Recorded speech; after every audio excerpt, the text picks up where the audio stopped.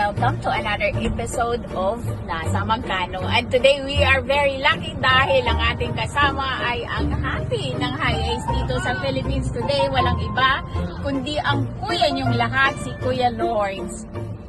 Magandang hapon po sa inyong lahat. Thank you so much na sa ma-interview sa ganitong pagkakataon. Hi! So ito guys, very masaya ako today dahil ang ating i-feature ay si Prince.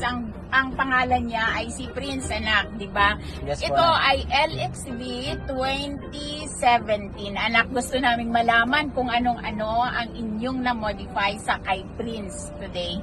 Una, yung ating sound system, no, dito nakapagpalit natin ng head unit na 360. And then yung kanyang interior guys, kung makikita niyo, iba na yung kanyang mga ceiling.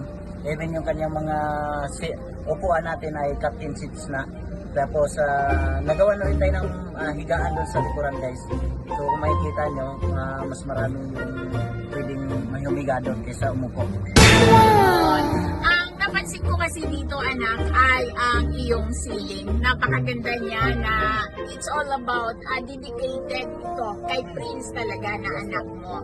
And you promised him na kanya ito. Yes. So sinasabi niya, my big car. Yes. Ayun. So kung napapansin nyo, ang mga decoration niya talaga ay for the boys, for the little boys. Kaya dahil ito kay Prince. Anak, ang gusto naming malaman today, nasa magkano ang iyong nagastos kay Prince lahat-lahat? Hindi pa naman siya ganun kalaki na nasa $500,000 pa. Wow! $500,000 pa lang. Sa ganitong ganda guys, mga $500,000 pa lang. So may plano ka bang i-extend ang ganda ni Prince later on? Yes, anak. So, ayan, ikaw ang hari ng High Ace ngayon sa Philippines dahil kay Bulldog. And today, meron naman si Prince. Si Bulldog kasi ngayon, nag-change na naman ng concept. And anak, dito kasi ang pinakahuli naming tanong, alam mo ba kung nasa magkano ang brief mo at sinong bumibili dito? Actually na yan, low budget lang yung brief natin. Ang isang Lord. Bike ko naman lang. Siyang bumibili. Alam mo ba kung nasa magkano? Nasa 300 lang. 300, isang piraso? No, na, minsan tatlo. Ayan. So,